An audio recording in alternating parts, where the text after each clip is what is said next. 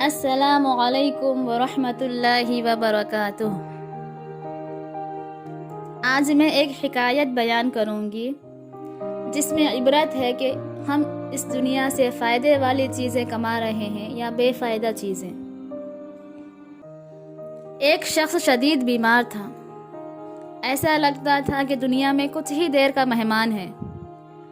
اس کے بچے، بیوی اور ماں باپ ارد گرد کھڑے آنسو بہا رہے تھے۔ اس نے اپنے والد سے پوچھا، ابا جان، آپ کو کس چیز نے رلایا؟ کہنے لگے، میرے جگر کے ٹکڑے جدائی کا غم رلا رہا ہے۔ تمہارے مرنے کے بعد ہمارا کیا بنے گا؟ اس شخص نے اپنی والدہ سے پوچھا، پیاری امی جان، آپ کیوں رو رہی ہیں؟ ماں نے جواب دیا، میرے لال، دنیا سے تیری رخصتی کا سوچ کر رو رہی ہوں۔ میں تیرے بغیر کیسے رہ پاؤں گی؟ پھر اپنی بیوی سے پوچھا، تمہیں کس چیز نے رونے پر مجبور کیا؟ اس نے بھی کہا، میرے سرتاج، آپ کے بغیر ہماری زندگی اجیرن ہو جائے گی۔ جدائی کا غم میرے دل کو گھائل کر رہا ہے۔ آپ کے بعد میرا کیا بنے گا؟ پھر اس نے اپنے روتے ہوئے بچوں کو قریب بلایا اور پوچھا، میرے بچوں، تمہیں کس چیز نے رلایا ہے؟ بچے کہنے لگے، آپ کے وصال کے بعد ہم یتیم ہو جائیں گے۔ ہمارے سر سے باپ کا سایہ اٹھ جائے گا۔ آپ کے بعد ہمارا کیا بنے گا؟ ان سب کی یہ باتیں سن کر وہ شخص کہنے لگا، تم سب اپنی دنیا کے لیے رو رہے ہو۔ تم میں سے ہر شخص میرے لیے نہیں بلکہ اپنا فائدہ ختم ہونے کے ڈر سے رو رہا ہے۔ کیا تم میں سے کوئی ایسا بھی ہے جسے اس بات نے رلایا ہو کہ مرنے کے بعد قبر میں میرا کیا حال ہوگا؟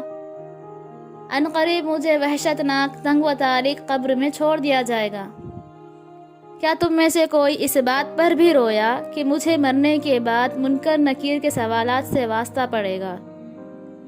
کیا تم میں سے کوئی اس ڈر سے بھی رویا کہ مجھے میرے پروردگار عز و جل کے سامنے حساب و کتاب کے لیے کھڑا کیا جائے گا؟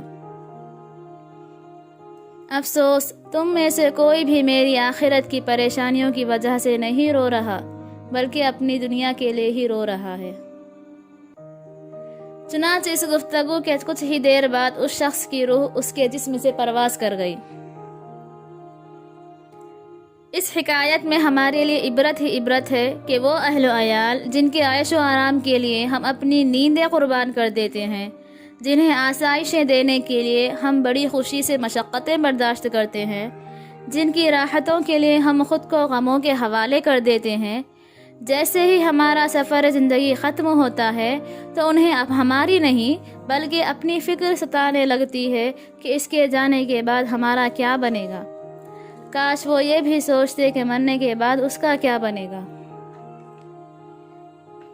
مرنے کے بعد انسان کے لیے صرف اس کا عمل ہی کام آتا ہے۔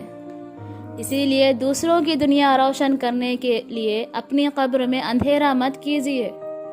دولت، مال اور اہل و عیال کی محبت میں نیکیاں کرنا نہ چھوڑیں اور نہ ہی گناہوں میں پڑے رہیں، کیونکہ لوگوں کا ساتھ تو آنکھ بند ہوتے ہی چھوٹ جائے گا، جبکہ نیکیاں قبر و آخرت بلکہ دنیا میں بھی کام آئیں گی۔ مگر افسوس کہ آج ہماری توانائیاں صبح سے لے کر شام تک صرف اپنی دنیا کی زندگی کو بہتر سے بہتر بنانے میں ہی خرچ ہو رہی ہے۔ آخرت کے سامان کی فکر بہت ہی کم دکھائی دیتی ہے، کیونکہ کاموں کے لیے ڈیوٹی کے چکر میں نمازوں کو چھوڑ دیتے ہیں۔ ہم اپنی روز مرہ کی بیزی لائف میں تلاوت قرآن کو شامل ہی نہیں کرتے۔ یاد رکھیے، نیک اعمال کی قدر آج نہیں تو کل ضرور معلوم ہو جائے گا، مگر اس وقت سوائے حسرت کے کچھ بھی ہاتھ نہ آئے گا۔ اسی لیے سمجھداری اور فائدہ اسی میں ہے کہ اس دنیا میں کچھ ایسے کام کر جائیں جو مرنے کے بعد ہمارے کام آئیں۔